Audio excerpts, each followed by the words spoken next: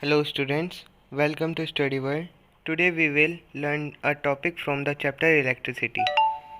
Our topic name is System of Resistance.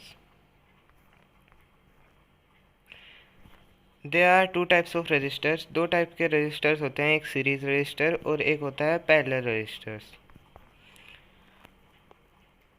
और ये बात resistors की मेन होती है. अगर एक भी resistor काम करना बंद कर जाता है तो फिर पूरा सर्किट टूट जाता है, मतलब आगे करंट फ्लो नहीं होगा.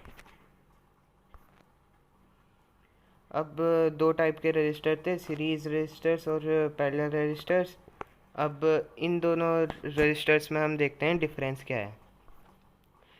जो सीरीज रजिस्टर है वो एक के बाद एक कनेक्ट रहते हैं, एक के बाद एक कनेक्ट रहते हैं. और पैरेलल रजिस्टर्स उनके दोनों एंड कनेक्टेड रहते हैं और वो पैरेलल होते हैं. ये आपको पता ही होगा, पैरेलल मतलब वे दोनों रजिस्टर्स पैरेलल ही होंगे. और सीरीज मतलब एक लाइन में होंगे, मतलब एक के बाद एक होंगे.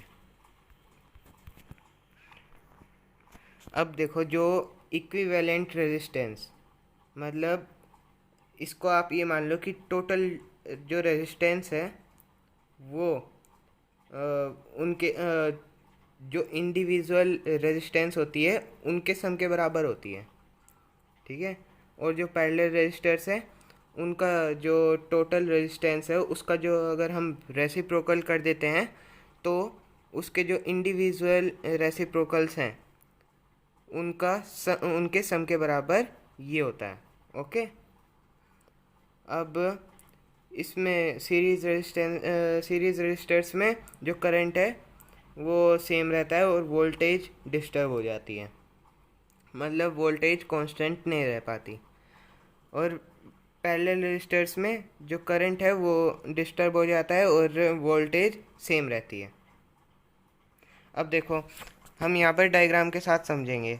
ये जो इसके डायग्राम के साइड में है ये इनकी डेरिवेशन है, ये एग्ज़ाम में पूछी जाएंगी, इसलिए इनको ध्यान से देखना, मैं इनको समझाऊंगा. अब देखो, इधर ये बता रखा है, जो थर्ड पॉइंट है दोनों का, ये बता रखा है जो करंट है वो सीरीज रजिस्टर्स में सेम रहता है और वोल्टेज डिस्टर्ब हो जाती है.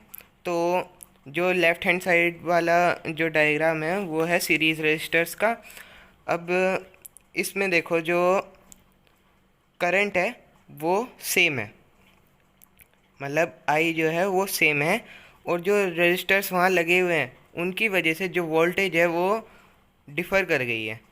तो फिर हम इसको ये लिख सकते हैं V is equals to V1 plus V2, मतलब total voltage is equals to individual voltage 1 और इंडिविजुअल वोल्टेज 2, ये लिख सकते हैं.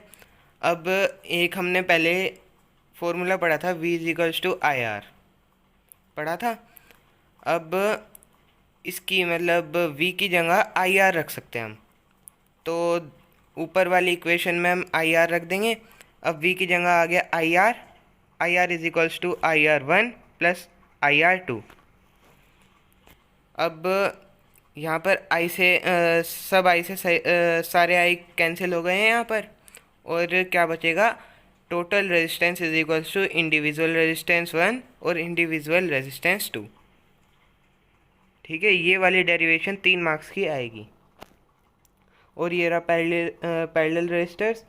इसमें ये वाला डायग्राम होता है. देखो, इसमें मैंने बताया था पैरेलल होते हैं, तो R1 और R2 देखो ये पैरेलल हैं एक दूसरे के, ठीक है. और इसमें ये भी था कि current get disturb, voltage remains the same.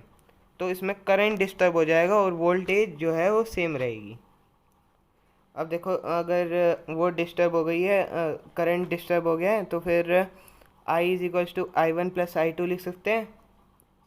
और ये हमें पता है V is equals to IR है, मतलब potential difference is equals to current plus resistance into resistance. अब I को हम इधर ही रखेंगे और R को हम लेफ्ट हैंड साइड में भेज देंगे. तो फिर I is equals to V upon R हो जाएगा, क्योंकि यहाँ पर I के साथ R मल्टीप्लाई में है इसलिए उधर जाके डिवाइड में चला जाएगा। अब आई की जगह सारी वैल्यू पुट करेंगे हम। v upon R is equals to v upon R1 plus v upon R2। सब v से सब v कट गए, सारे v जितने भी v थे वो सब कट गए। अब इसमें हमने ये बोला था ना कि देखो रेसिप्रोकल ऑफ इक्विवेलेंट रेजिस्टेंस, मतलब जो पूरा जो सम होता है इक्विवेलेंट वो मतलब रेसिप्रोकल में होगा। देखो रेसिप्रोकल में 1/r आ रहा है यहाँ पर, और इधर लेफ्ट हैंड साइड में r ही था। राइट हैंड साइड में देखोगे तो 1/r आ रहा है, इसका मतलब वो रेसिप्रोकल हो गया है। तो जो रेसिप्रोकल होते हैं वो इक्विवेलेंट जो रेसिप्रोकल होते हैं वो दो रजिस्टर्स के रेसिप्रोकल के बराबर होते हैं। अब ये दोनों जो डेफिनेशन है, ये डेफिनेशन बोल रहा हूँ, ये डेरिवेशन है, ये ज़रूर आएंगे एग्ज़ाम में। इनको ध्यान से देख लेना और वहाँ पर एक्सप्लेन कर देना इनको। Thank you. आप मेरे चैनल पर नए हैं तो सब्सक्राइब कर लेना और मेरी वीडियो को लाइक करना और ज़्यादा से ज़्यादा शेयर करना।